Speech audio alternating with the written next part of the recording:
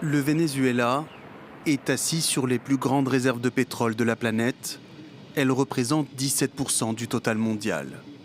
Pendant des années, le pays a tenté de résister aux sanctions américaines pour maintenir à flot son économie entièrement dépendante de l'or noir et en très grande difficulté. Mais le renforcement des sanctions contre le Venezuela, imposées par les États-Unis dès 2019, et les récentes interceptions de pétroliers au nom de la lutte contre le narcotrafic ont accéléré les choses. Washington veut assécher les sources de financement du régime vénézuélien.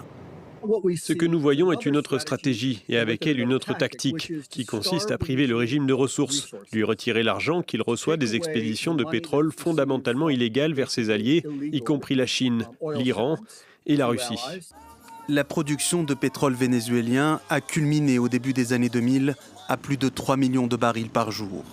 Mais des années de mauvaise gestion et de corruption, les sanctions, le délabrement des infrastructures et le manque d'investissement ont fini par provoquer un effondrement de la production en 2020.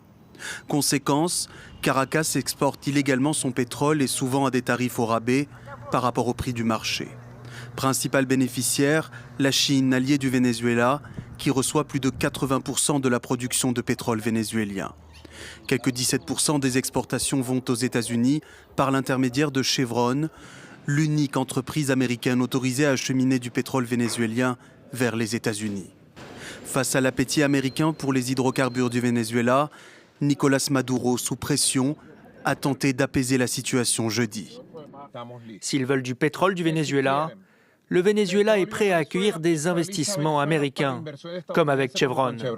Depuis les nationalisations opérées en 2007 par Hugo Chávez, le prédécesseur de Nicolás Maduro, la plupart des groupes énergétiques américains ont dû quitter le pays ou céder l'essentiel de leur part dans les co-entreprises qui gèrent les champs pétroliers.